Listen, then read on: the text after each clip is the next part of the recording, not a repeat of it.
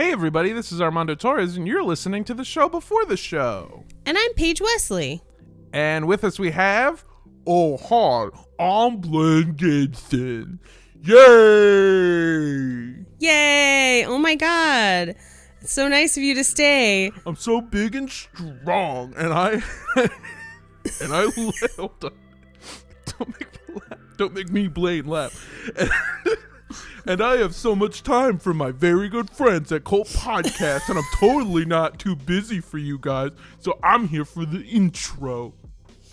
Blaine, it's so nice to have you here. It's so great that you're so generous with your time. It's always wonderful to have you on the show. Thank you. Yeah, I never make you feel like it's a hassle to be here. Oh, Blaine, thank you so much for joining us. I'm, again, Armando Torres. This is a really fun episode. We're joined by Blaine Gibson, a very good friend of the show, to cover a topic that we've been waiting to cover for a very long time. Yeah, today we are covering cult deprogramming, and it's going to be lit. But before we get into it, we've got some news. The first piece of news is that we are releasing content on our Patreon. This will actually be the last episodes of Maneater will drop the same day as this episode. Wow. Maybe we'll do a wrap-up episode where we talk about it. Maybe has Mikey and Todd been listening to it? No, I don't think so. I don't think any of our friends have been listening because I don't think any of them have the Patreon link. You know what? That's a fair point. Well, maybe we'll be able to get them that, or we can wrap it up and give a final author's notes. Yep. We're also going to start doing more speculations on episodes, and that's going to be a lot of fun. Yes. So go to patreon.com/cultpodcast for all of that information. If you're looking for a new place to listen to the show, can we suggest Rooster Teeth? Go, go, go, go, go! Cock-a-doodle-doo! Yeah. There's a very fun part in this episode later where we do that, and Blaine is not legally excited about that bit. But you can go to roosterteeth.com. You can also get the app on your Xbox, your Amazon Fire Stick, your Roku television, and a bunch of other devices as well. Or you can, again, just go to the website, roosterteeth.com. Yeah, that's pretty much it. I think without any further ado, let's get into the show. Hello.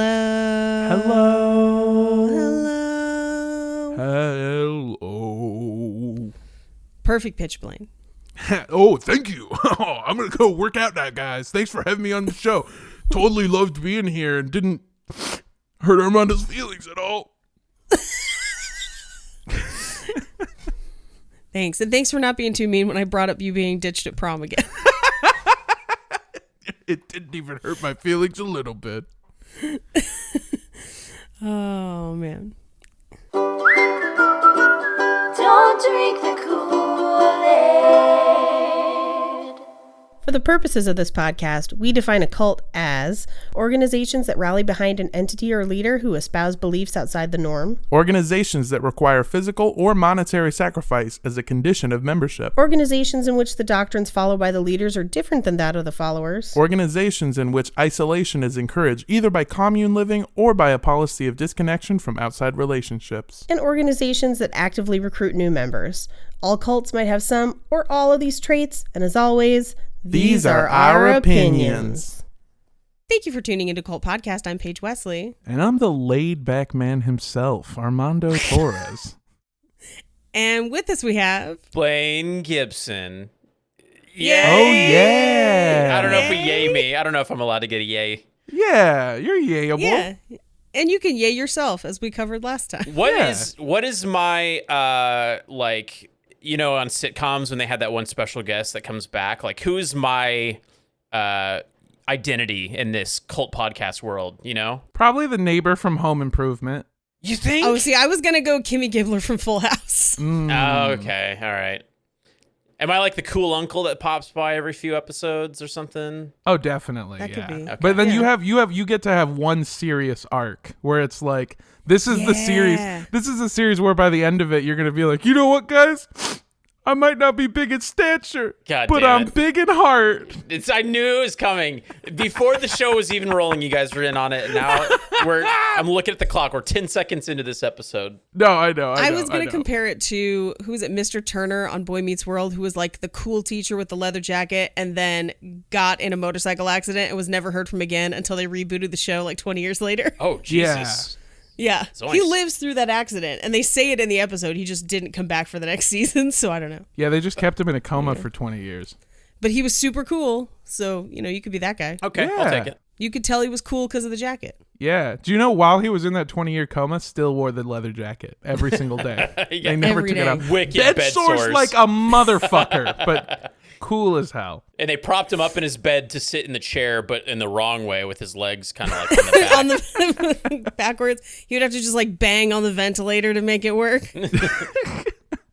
My whole point early on, though, is that I'm just going to, I told Blaine it was going to be a real chill vibes, real laid back episode. So that's what I'm going to do. I'm not roasting Blaine. I'm not going to call him small. I'm not going to make fun of his tiny gains.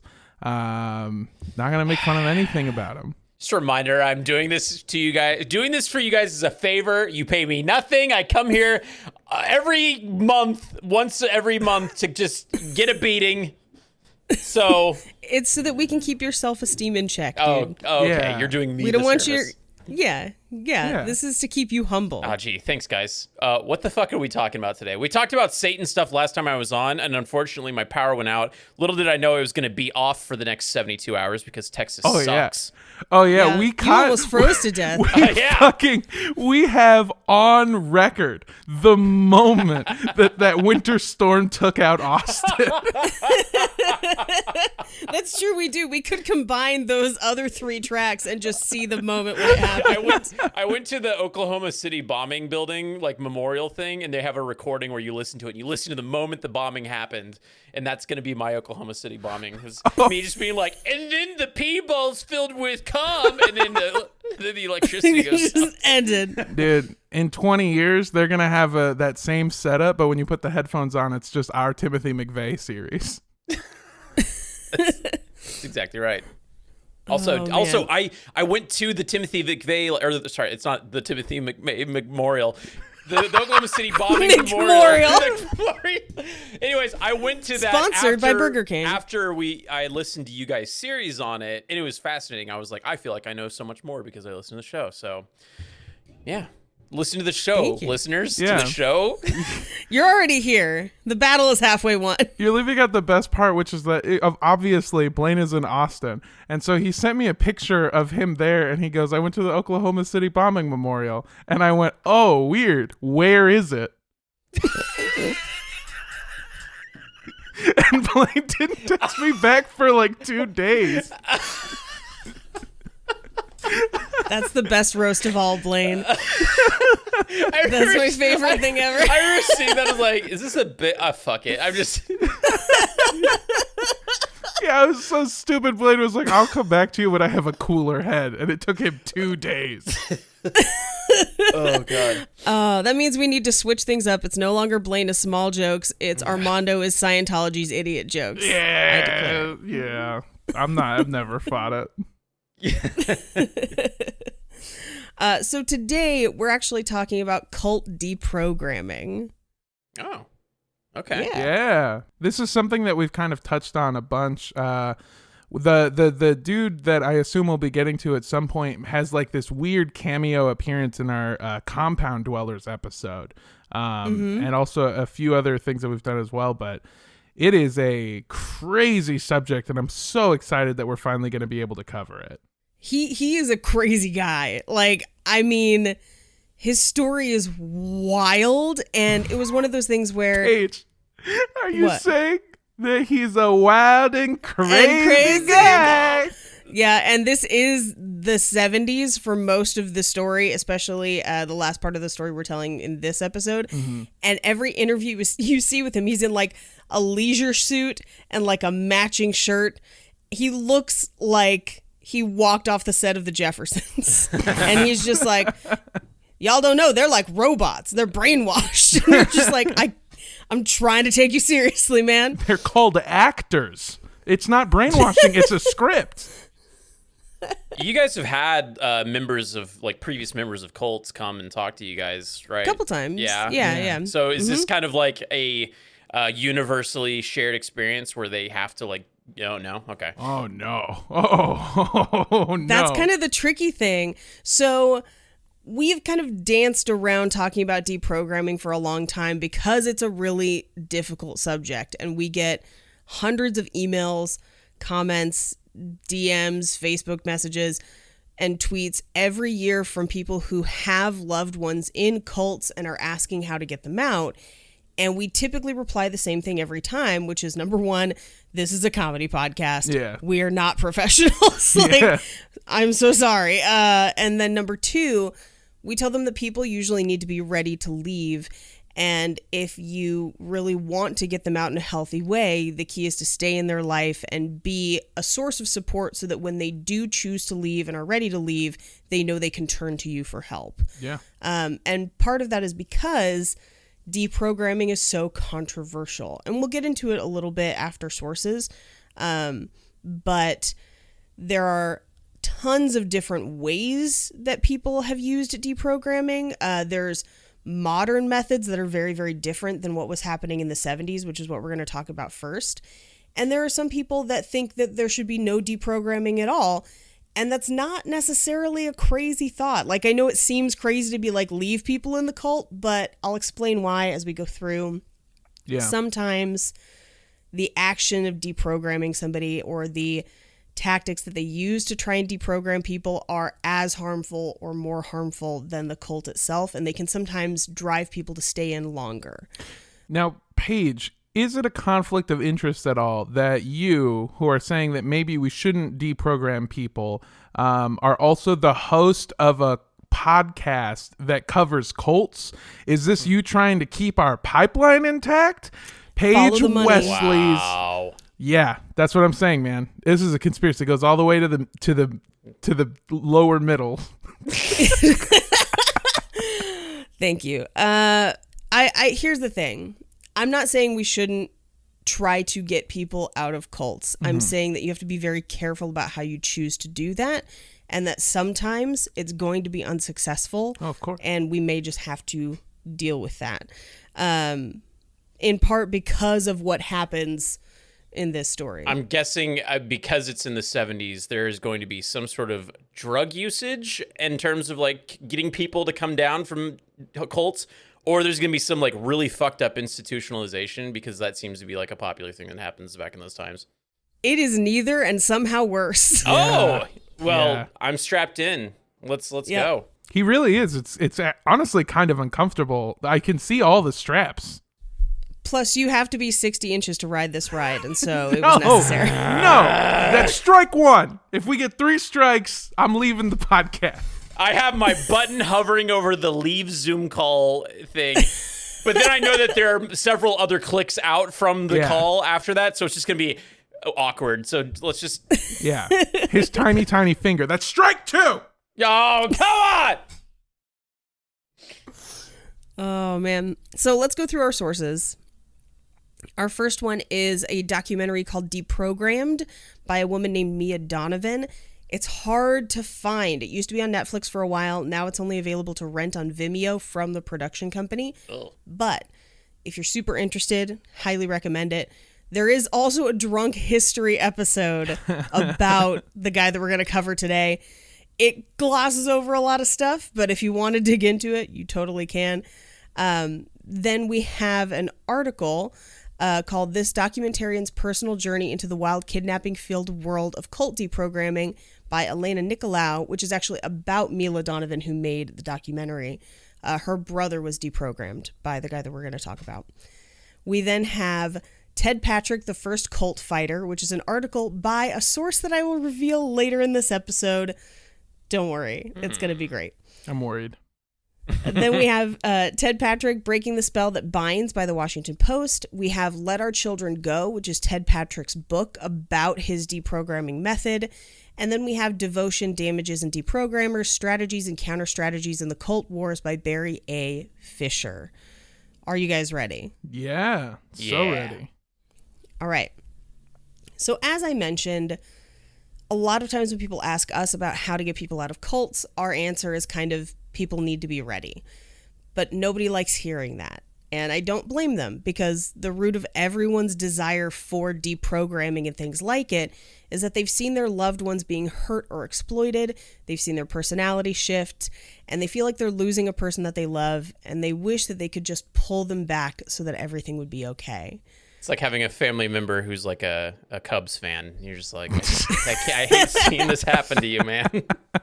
Fun fact, we're not super going to cover it in our third episode, but people are using a lot of these same deprogrammers for their relatives in QAnon. Oh my God, yeah. Ooh. I've seen that too. Do you know how many relatives that I didn't know were Cubs fans? And now that's all they post about on Facebook. Oh, They're never man. coming back, guys. It's over. They're not. They're just following those Cubs drops. Like, the Cubs are going to win the series. And it's like, what happens when that doesn't happen? Are you still going to believe? Anyway, that kind of thinking of wishing that you could just pull someone back and then automatically everything would be okay kind of misses the reasons that people join cults in the first place, which we talk about a lot, because cults are manipulative and actively recruiting people, but there are still people that don't join that aren't affected by it. Mm-hmm. The people that do join because a cult taps into something personal. It's a need for them, either emotionally, ideologically, or physically. Something about that cult meets their needs. And as we say a lot, anyone can join a cult. It doesn't have anything to do with how smart or savvy you are. It has to do with a group approaching you in a time of searching or emotional need and connecting with you.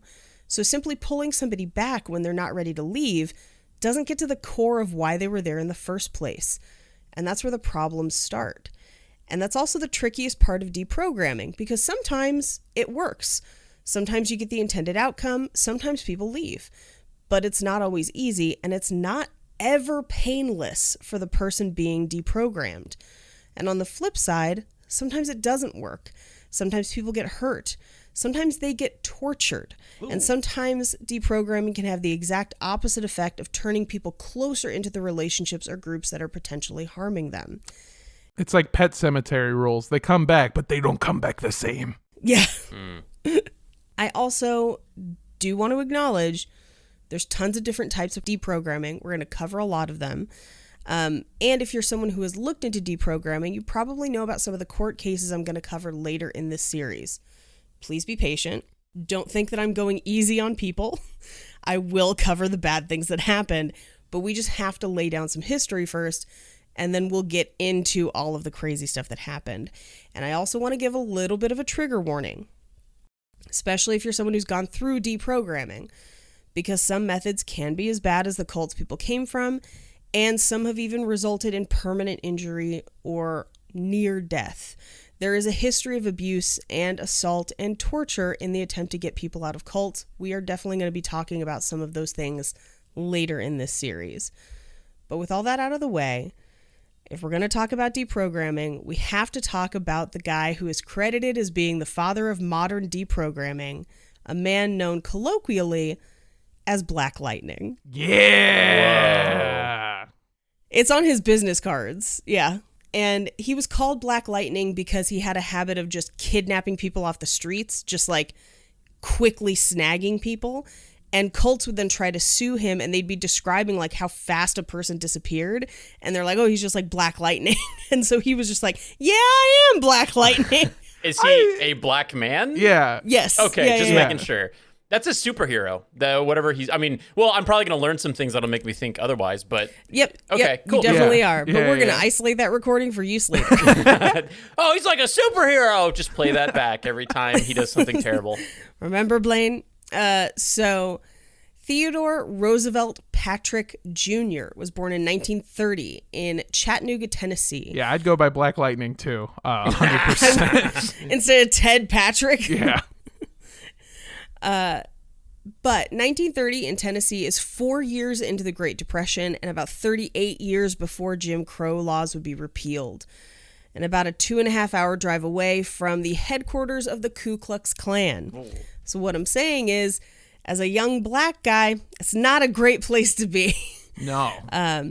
It's bad. He actually describes his birthplace as, quote, a red light district. and says that he was, again, quote, his words, not mine, surrounded by thieves, prostitutes, murderers, and pimps. He's a public speaker. He does a lot of events in public speaking, and he talks about his childhood a lot. And he goes into a lot of crazy stories that, like, if you have time, watch some of his, I don't want to call it stand-up, but basically it's stand-up. I was going to say, it sounds like he's doing a type 5. Yeah. How much do we trust this guy? Like, are his stories real, or is he one of those compulsive liars like we've covered in the past? There's definitely going to be pieces that are embellished, but there's also a bunch of stuff that we can actually prove because there are documents and things about it at the time. I do have, towards the end of this episode, an alternate version of something that he tells as one of his normal stories, but it's by a pretty trusted source. So we'll get into that towards the end. But I would say for the most part, we can trust a lot of this information because most of it is verifiable. The only thing we can't necessarily trust is some of the stuff about his childhood. But to be honest, I don't necessarily know that it would help or hurt him to fake it. So it doesn't seem worth faking, if that makes sense. But I think it gives us a really interesting window into how he may have become the person he becomes. I'm curious to hear what his origin story is and why he has a hard-on for deprogramming people from cults. Does he have a Batman-like experience? Kinda. Really? Yeah, it's really interesting, yeah. And it's one of those things that doesn't get, when people talk about him, there's a huge section of his childhood that they don't usually talk about that I found in research. Is it that his parents were killed by a program when they were leaving the opera? No, but not far off. There are things in his childhood that if you know your cult history are huge red flags. And if you don't know your cult history, it's not as important to you and you focus on other parts of the story. But given that we have some other episodes that'll back up portions of his story, I think it's really interesting, and it does kind of create a perfect storm for who he becomes. So his family was extremely poor, both due to the fact that they were a larger family, so resources were spread thin, but also because of systemic racism. And as we talked about on our KKK and Voodoo episodes and our Bloods and the Crips episodes, we talked a little bit about Jim Crow laws and policies like redlining. And this is absolutely part of his family's reality when he was growing up. They were lucky to have a roof over their heads, and they would take any job that was willing to hire them because at the time, businesses hiring Black people were few and far between. Both his grandfather and his uncle worked as preachers at the time, sometimes with their own congregations, but often with revivals because the money was better. And so it's no surprise that when his family heard about a man preaching on the East Coast, providing meals, jobs, and housing to the Black community, they were eager to follow his teachings. Foreshadowing. And that man was Father Divine. Oh. Even I know that guy. He's a piece of shit. Yeah. So if you remember our episodes on Father Divine, he is a textbook case of a cult meeting people's tangible needs as a means of growing their outreach. And Jim Jones learned from his playbook. They knew that if you could make somebody's day-to-day life easier and better, they would be indebted to you and follow you. And then he created a system in which people couldn't really leave, or really didn't want to, but also didn't have the means to leave. They didn't have any money or employment or previous skills outside of his organization, and so he could kind of control their day-to-day lives. And admiring Father Divine's mission wasn't their only investment in his ministry. His family, even though they were super poor, would repeatedly send Father Divine and other organizations like it money. So they didn't go and join, they just sent money all the time. And Father Divine wasn't the only person they were sending money to. His family also donated money to a man named Sweet Daddy Grace. This episode is filled with really cool names. Yeah. We're about to get a bunch more. Whoa. So, since we don't have an episode on Sweet Daddy Grace, I'll give you just a little tidbit of who he was. So, Sweet Daddy Grace, who was known by several names, those names are Bishop Charles Manuel Grace, Bishop Daddy Grace, Woo! Sweet Precious Daddy Grace. Woo! Yeah, he was actually born Marcelino Manuel de Grasa on January 25th, 1881. Dude, even his real name slaps. His real name slaps harder than his nicknames. All but of not these nearly dudes could have been rappers, by the way. Easy. all Yeah. of them. All of them. Sweet Precious Daddy Bishop. He even had like a catchphrase. Like, you know how like Pitbull is Mr. Worldwide? Yeah. So Sweet Daddy Grace liked to refer to himself as the boyfriend of the world. Oh, you might want to workshop that one there, bud. I'm fucking this entire planet. And I don't mean the people. I mean I dig a hole in my backyard and I do it raw. The world and I are separating. It's just, we need to take a break. I've been cheating on her with Mars. So Also, I have issue anytime anyone brings up Pitbull.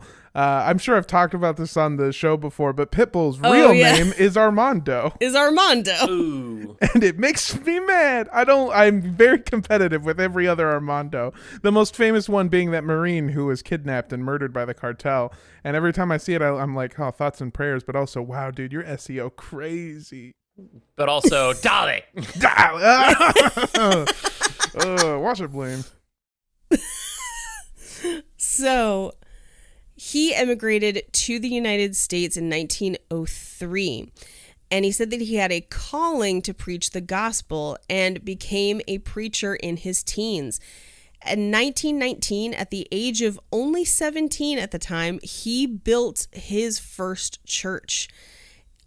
He says that he only had $39, but I don't know that that's true. Given what we know about him later on, just from my cursory reading, I think there's more to the story. Where's he from? He's from the island of Brava Gotcha. and Cape Verde. Gotcha. Yeah. So in the mid-1920s, he moved south and basically did the Southern Revival circuit and made buttloads of money. So that's probably where Ted Patrick's family learned about him initially, but then he just kept doing that circuit. And he dressed like, the only way I can really describe it is Black Liberace. He's got like Nice. long painted nails, huge ornate outfits and hats and robes. He would drive in limos to revivals. It was a whole thing. And part of the way that he had made all of his money is that he was selling people Daddy Grace soap, which would cleanse the body and heal people, allegedly. I wonder what it Allegedly smelled by like. using, I have Yeah. I'm so curious. I don't think I could ever use a soap that had the word daddy in its title. Oh, daddy soap. Daddy soap. soap. Daddy soap. Well, could you then use Daddy Grace writing paper or Daddy Grace magazine or Daddy Grace elixir, which if you put it on your chest will cleanse everyone? So I think it's just That's like just Vicks Vapo Vapo Rub. Rub. Yeah. Wait, Vicks Daddy Grace Vapo Rub? time out. Pause real quick. Are you guys fucking with me right now? Because this sounds like one of those fucking Dead April Fool serious. jokes. Because you asked me to be on your April Fool's episode, and I said no. This is not a joke. He also had toothpaste, tea, coffee, hair straightener or relaxer because he primarily catered Yeah. to the Black community, face powder, talcum powder, lemon cream, cold cream, shoe polish, and other household cleaners, all under the Daddy Grace name. He even sold Daddy Grace cookies Girl Scout style. Oh my God. Damn. He's like Trump. Yeah, dude killed the merch game. Yeah. Killed the merch game. God. Holy shit. Yeah. Also, this is a movie and it's April Fool's. No, I'm kidding. Yeah. This is the old world Jake Paul. Yeah, this is like, he's an influencer. He's a proto-influencer. I'd love to see like the packaging and all this. Like if you went into the Daddy Grace gift shop and like, does it all look like, like I bet I can find a picture for you. I would actually. love to see what all these products look like. Because it's actually kind of cool. I love the idea of all of these under one umbrella of Daddy Grace, the Daddy umbrella, The Daddy Extended Universe. the Daddy Extended Cinematic Universe. The Daddy Cinematic Universe. Oh boy. No, that's a vegan soap company trying to make something that looks like Daddy Grace soap. What do our vegan audience members want? Daddy Grace callback. Daddy Grace throwback. I don't have pictures of that. I do have pictures of him giving mass baptisms. And let's see, we can kind of see in this, you can kind of see his robes. I'm looking this guy up just to make sure I'm not being pranked. Holy shit, look at this hair. Yeah. Woo. Whoa. Yeah. So for a dude who's like preaching and probably, I'm assuming, talking about humility, this guy really went extra with that outfit and that mustache. And his fancy cars. Yeah. He looks like Dracula. He does kind of look like Dracula. But like holy Dracula. I mean, it's not that much different than the like mega preachers we have now wearing fucking like Yeezys on stage talking about how Jesus was like a really kind, giving man. That's what Jesus would have wanted. My husband sent me an article that's just a list of pictures of televangelists wearing expensive shoes. And it was just like Yeezys, Nike, whatevers. And I was just like, oh my God, that's ridiculous. Oh, stick that in my veins. I love that shit. I'll find it. I'll send it to you. So these items were widely sold, responsible for most of his fortune, and they were what caught Ted's mother's eye. Because Ted had a speech impediment. And we don't know much about it other than he says as an adult, there are still words that he can't quite pronounce properly.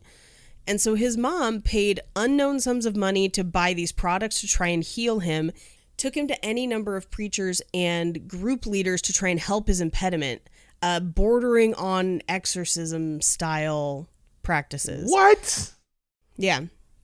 Where they're like holding him down and shouting at him in tongues to be like, speak correctly, and he's just like shaklamana glamada, and they're like, not correct enough. Yeah, they're speaking to him in tongues, and he's like, are you sure I'm the one with the problem? I don't think I am. But the older he got, the more he felt like, although he still believed in the Bible and all of the things in it, that these people were con men, and they were preying on his family, and he hated it. Yeah, there's nothing wrong with having a speech impediment. It's like back in the day, they used to fucking beat you for using your left hand. It's just like, let people do the shit that people do. Let people have it feel like a stranger sometimes. Like, I don't know why it's such a big deal. Oh, Blaine, you're not laughing. It's because in Catholic school, if you jerked it with your left hand, a nun would wrap your fingers with a ruler. I'm not laughing because I'm mixed-handed, and that's as a result of I was supposed to be left-handed, but the education system, they kept trying to make me a righty. So now my handwriting is just dog shit, and I don't know what I am. I don't know what I am. Yeah. People are like, "Oh, you're ambidextrous," and I'm like, "No, I can't do anything good with either hand." Ambidextrous, well, you could live on land and water, right? Yeah. Yes, it is, Armand. Sick. That just means there's never a stranger in Blaine's house. I'm very frustrated by that too. Which hand do you jerk it with? Right. So remember that next time, Cult Podcast listener, you come shake my hand when you meet me. Yeah, emphasis on the cum. That.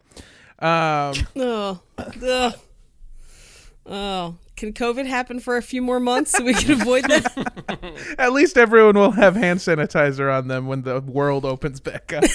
It's true. Next RTX, it's just a line of people with Purell. Oh, man. So Ted, frustrated by all of this, dropped out of school in 10th grade to immediately go into the workforce in hopes of supporting his family better financially. And he did a ton of different odd jobs. And after a few years, he was running his own successful nightclub as a teenager. Whoa. Damn. Yeah. And modern day, like, especially when you see talks and stuff with him, he likes to say that he dropped out of high school, but he has a PhD in common sense, which is ridiculous. That's one of those daddy jokes. That's a pretty cool line, though. Dude is full of great lines.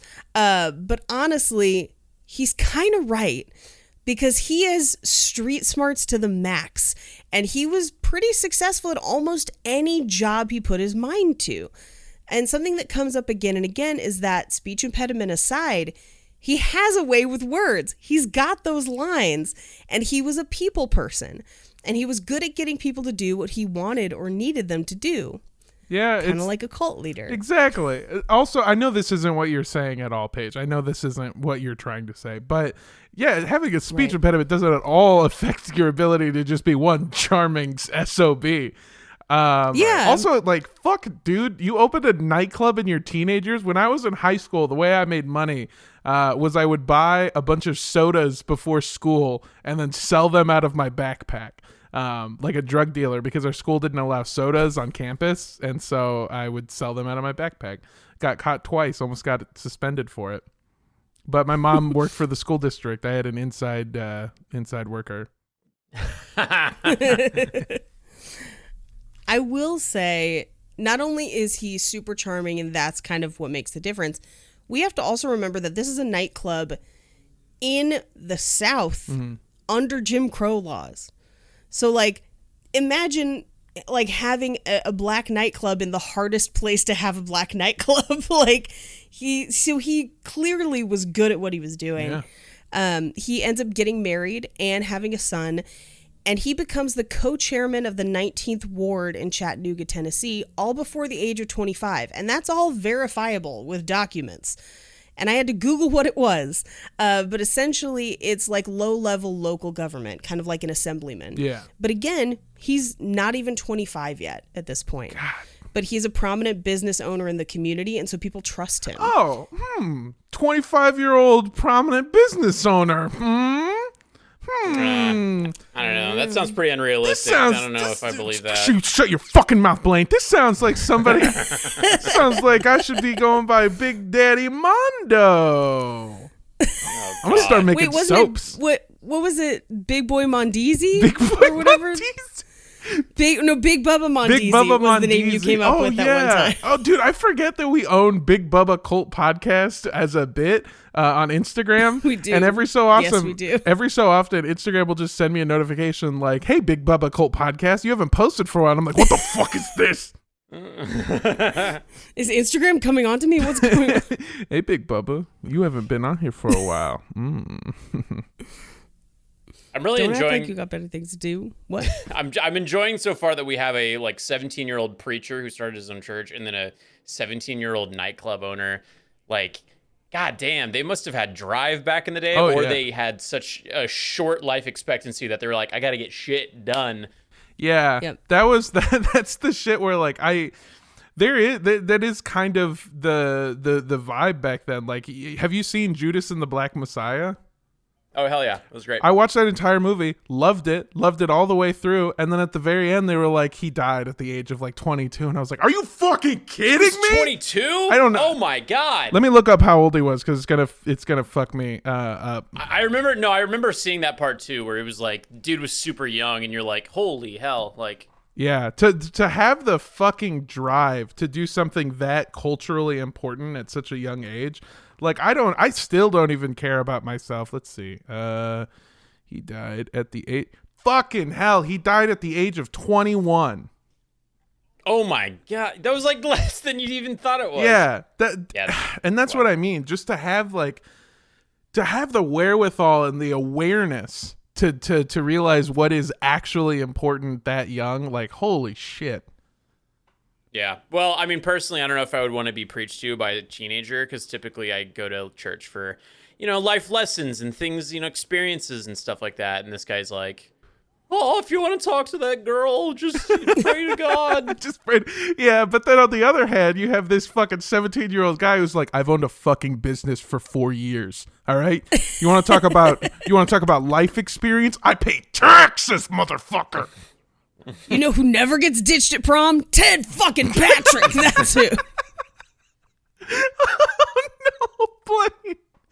Oh. Just saying, maybe you should listen to more child preachers. Or don't. He's crying on the inside. It's a callback to when I confided in you two that I was ditched at prom. Glad I told you that. It's a great story. Oh my god. I like that we flipped the script and this is what bullies look like now. You fucking nerd. It's our time. That's Rooster Teeth and all in a thing. It's Bizarro World where the guy that works out is constantly being berated by his like nerdy friends. Yeah. It's like, You could have stayed fat, bro. You could have been like us. Yeah. By the way, not for anything else, but specifically for working out. That is why you're being bullied, is because you have abs and cum gutters. I recognize the how strange this is. Yeah. All right, let's talk about weird cult deprogram guy. Let's do it. So at 25, already a fixture of local government and a business owner, he took a trip to California with a friend, leaving his wife and son behind temporarily. And while in California, he got heavily involved in black activism, culminating, and it's a little vague on what exactly happened, but essentially, he is in some way involved in the Watts riots in 1965.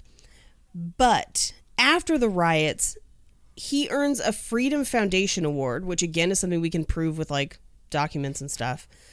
I assume that he advocated at local government level regarding the riots afterward, is kind of what it sounded like, where they happened and then he helped kind of talk with authorities and then was awarded for his work doing that. Still. But everything I found about it, they were just like, yeah, for his efforts in the Watt riots, he got this award. And I'm like, but doing what? And I don't know. So regardless, California's governor at the time took notice, and whether he was actually trying to help or just to show the black community that he did indeed have a black friend, the governor made Ted a special assistant for community affairs. That governor, by the way, was Ronald Reagan. Wow. Yeah, somebody who has historically had the back of black Americans. Am I right?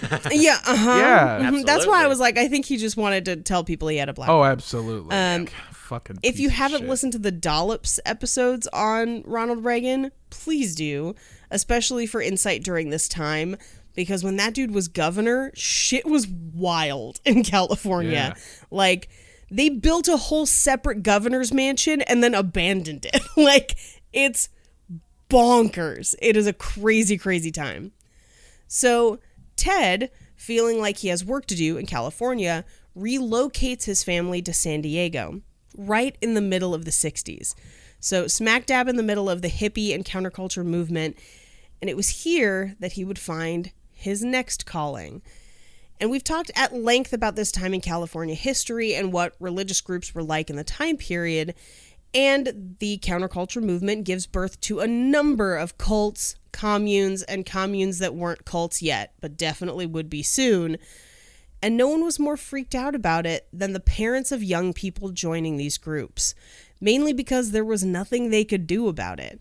Because young people were joining new religions, communes, and cults left and right, and some of them were fine and just experimenting with Buddhism or homosexuality. But others had found the Moonies and the Children of God, or the Love Family, or the Christ Family, or the 12 Tribes. And parents of these people often knew where they were, but had no contact with them, because the group had demanded that they cut all ties. So they started filing missing persons reports. But there's only one problem with that. None of these people were minors. And if somebody isn't a minor and doesn't want to come home, there's really nothing people can legally do. And also, and this will be very important later in mostly our third episode, sometimes adult people will choose different lifestyles, and that's okay. And as we go through this, we're going to have to really talk about how harmful deprogramming is in this regard, because there's a big difference between joining the Children of God or just liking a certain type of music or choosing a different career path or dropping out of college. And at what point do your parents still have authority over an adult's life and their ability to make decisions? My mom had this really, really awful story of like, because I'll be honest, I love my grandmother, but this is really hard to tell. My mom told me a story once that when she was a kid, not a kid, she was 18, 19 years old, and my grandma destroyed her Eazy-E cassette tape just because she didn't like the music.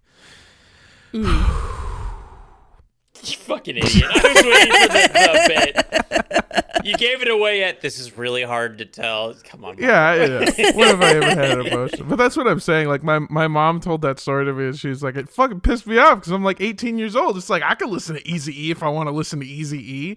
And then I asked her for a Lil Wayne record that contained the song Pussy Money Weed, and she was like, oh, I get it now.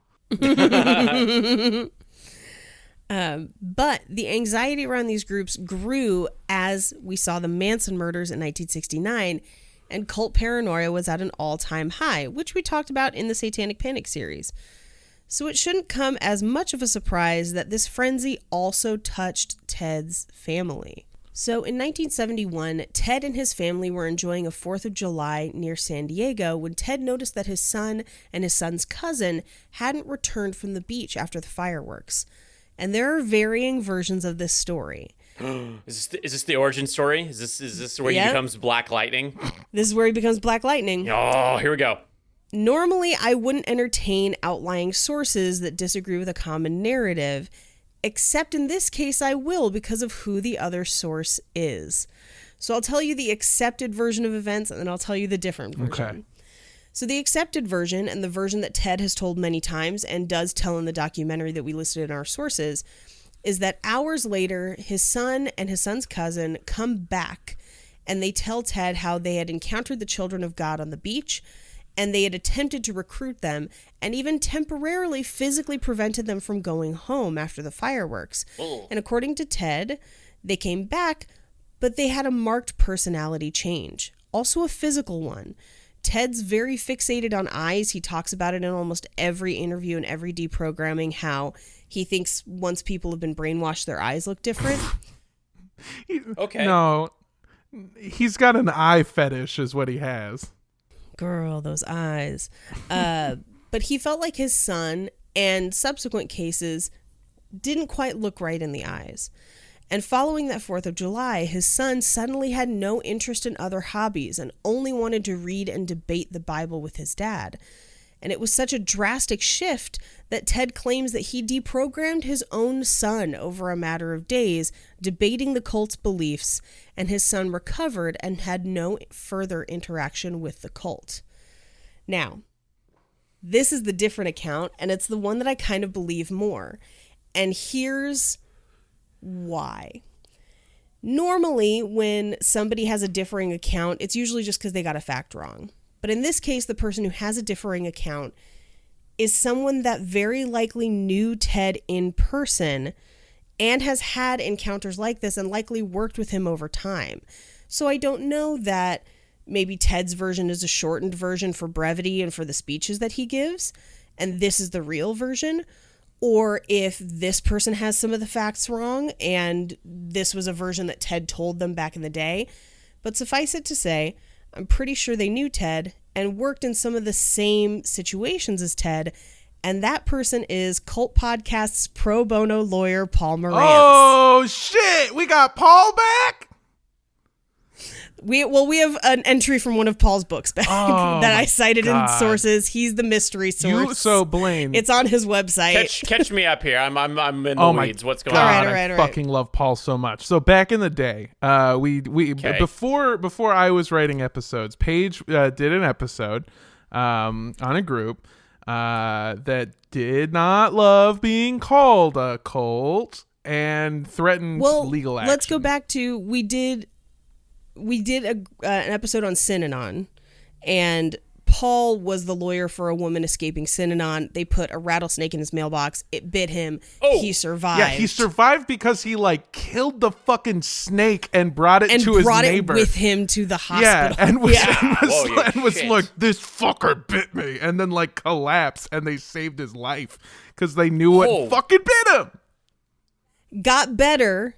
won the case against the cult, and then went on to sue them himself for putting a snake in his mailbox, basically bankrupting and crippling that cult. Like, he's responsible for why Synanon is no more. He's total fucking badass. Hell yeah. So he does like a lot of pro bono, like fighting cults work, right? And so I forget how it happened, but we got in contact with him.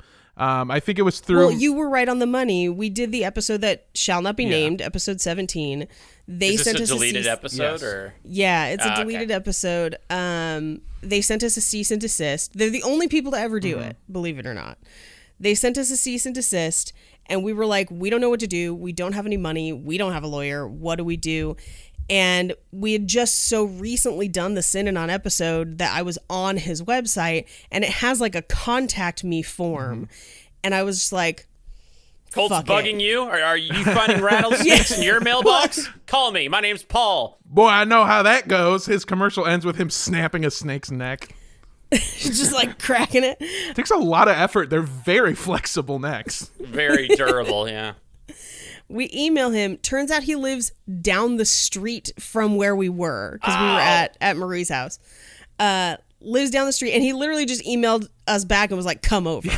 So like we were recording, got the email, and we were like, okay. So we just like showed up at his house, and he was just like, come on in. And he's got like a skeleton of the snake and No, stuff. wait. It's So better than great. that. He has the skeleton of the snake molded into the logo of the cult that put the snake in his fucking mailbox, dude.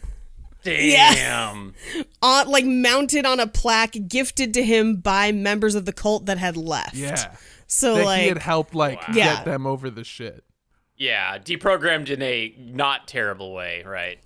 Well, that's kind of what's interesting, because that predates a lot of this. Got it. And the tactics that particular group used to use are very similar to some of the ones that we'll see in deprogramming. But Paul went on to basically just go after cults as a lawyer. Like, that's his MO. So he definitely would have worked with Ted at this time. He would have encountered him. I am fairly certain that they knew each other. And so that's why I'm going to include this other account, which to me is more detailed and makes a little bit more sense. Seems like Paul is like the Batman if the cults are like the bad guys, and then Black Lightning is more like the Red Hood, where he's like bad but still trying to do some good. Yeah, but he's bad. like Paul Schaefer's like Batman from Batman the Animated Series when Bruce Wayne's all old. You mean Paul Morantz, not Paul Schaefer? Yeah, I don't know why the fuck I fucking Paul Schaefer. Paul is like fucking Batman from Batman the Animated Series or whatever when Bruce Wayne's like an old man trying to train the new Batman. Oh, Batman Unlimited. Batman yeah, Unlimited, yeah. And he's just like Oh, wait. Is it Batman Unlimited? Oh, shit. Hold on.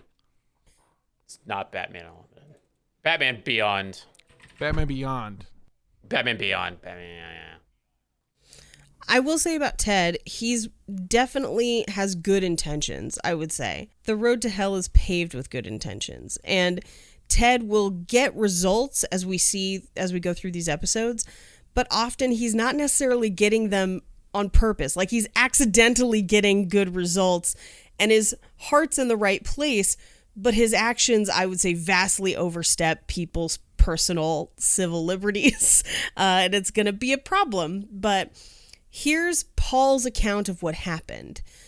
So that night, Ted's son did not come home until much later, and does recount the strange story when he does eventually get home. And he was maybe even a little bit confused. But this leads Ted to do what any parent would do. Call around to other parents in the community and see if any other children had experienced the same thing. So they finally find his kid. His kid's a little off. So he starts calling other families that were at their party. And then those families call other families based on who was there that night.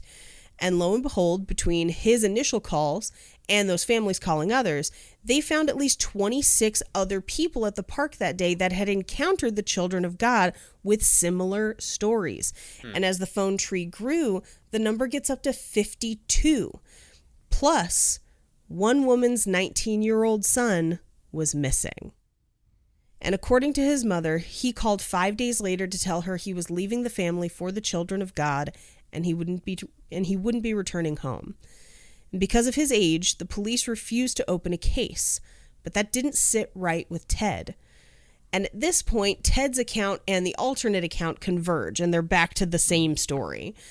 What everyone agrees on is that Ted then infiltrated the Children of God as a potential member. And this wouldn't be the last time he would do this either. He also tries to infiltrate the Moonies later on. Ooh. Jesus. Yeah.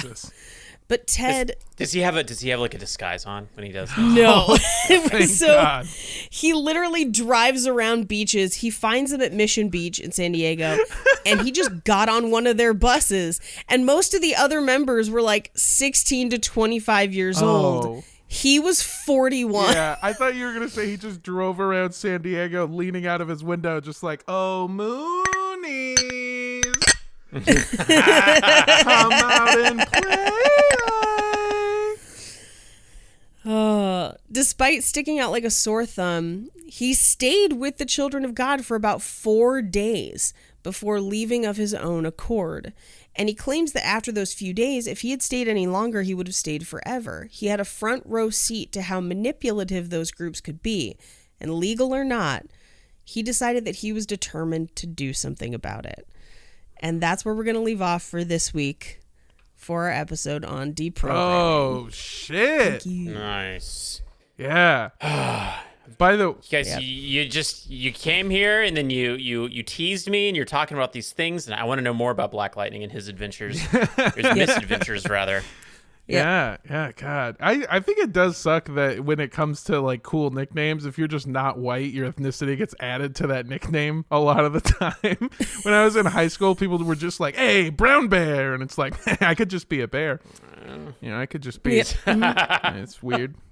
I have to be specific. Could have just been a grizzly. I mean, Armando, I think there's plenty of gentlemen who would just call you a bear if you wanted.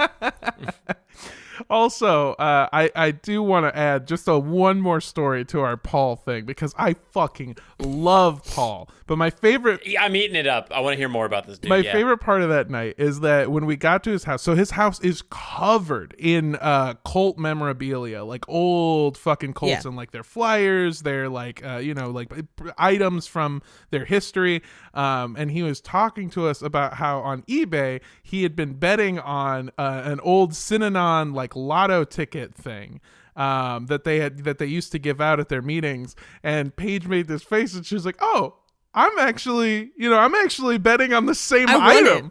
And then I won it, fool. Yeah, I won it. Yeah.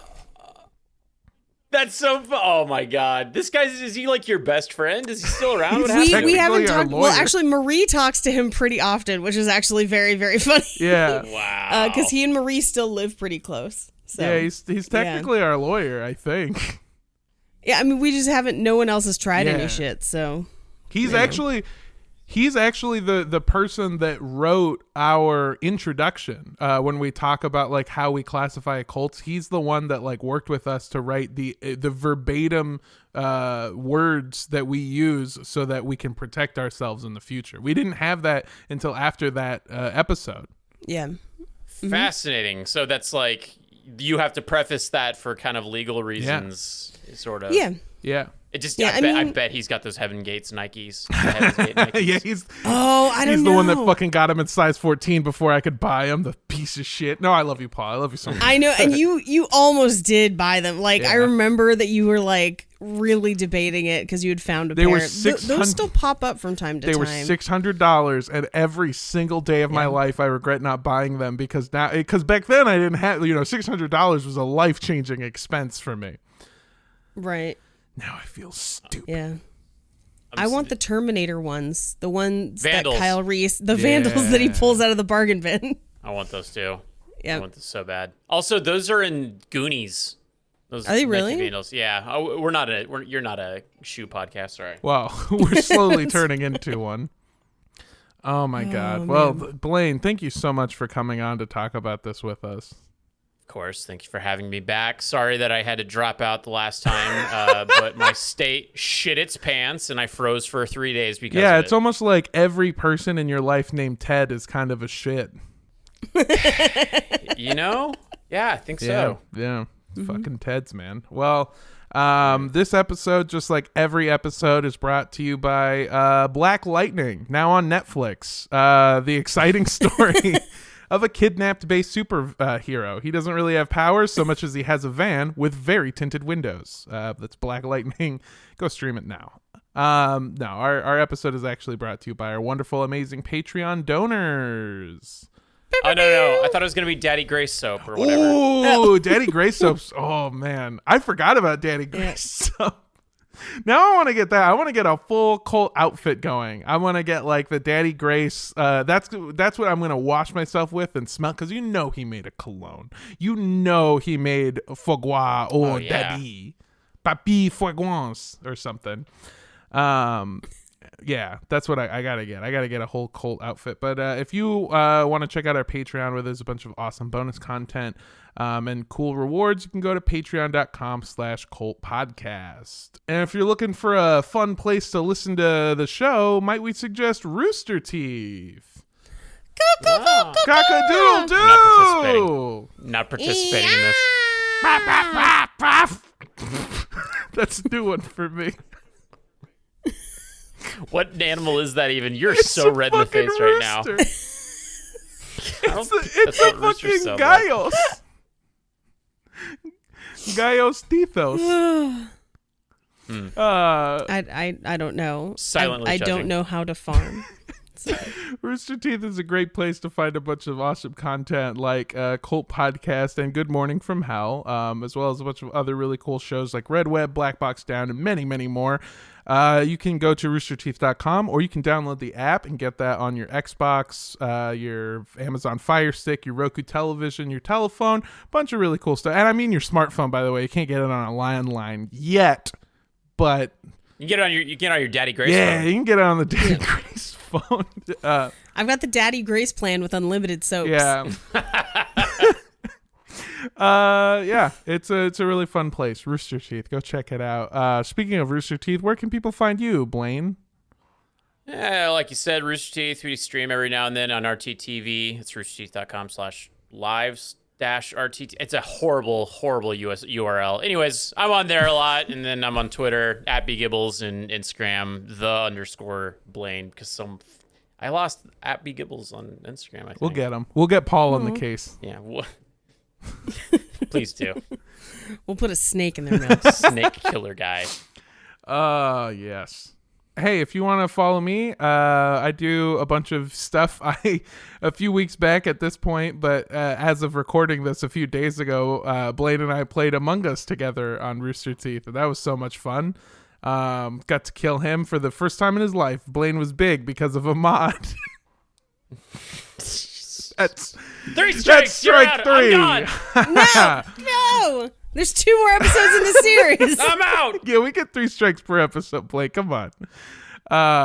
It's so much fun. You can find me and all this shit that I'm doing on Instagram and Twitter at Mando Does Stuff. You can also follow me on Instagram.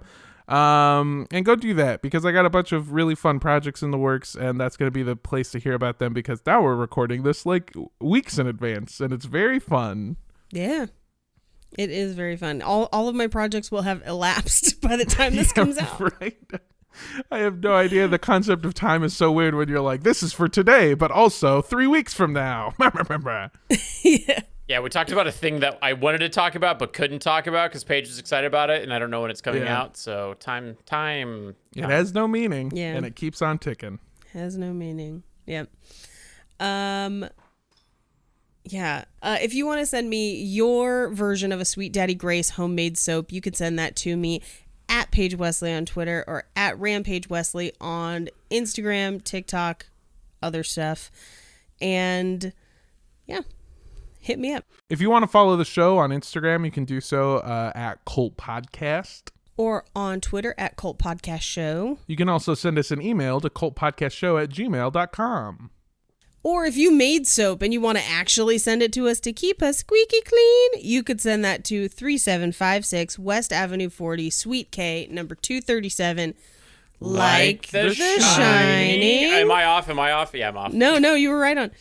Los Angeles, California, 90065. That address is about as bad as the RTTV URL. Yeah. SEO, man. We don't know search engine optimization, apparently. Oh, you don't gotta tell me about it. Google Armando Torres and tell me what you find. Oh, I'm the Paige Wesley on the first 3 pages of my Google. What up? Come at me. It's great. Some dickhead who found a piece of the Malaysian airliner has my name in there. He's also at B Gibbles on Instagram. Damn him! If I were him, I'd just start stealing your photos to put on my profile and just merge it. And then people would just think that you found part of Malaysian Airlines. Well, Honestly, if I was me, I would also use Blaine's photos because he's hot as hell. You're just making up for it because you've been calling me small for the past 2 hours. I mean, you could be small and hot at the same time. Yeah. Fair. I think for this one, I'm going to say, don't drink the Sweet Daddy Grace's mouthwash. Oh. I bet he makes good sweet tea, though, for real. Sorry. Probably. He did make coffee also. Ooh. Yeah. But don't drink the Kool-Aid. Bye. Bye.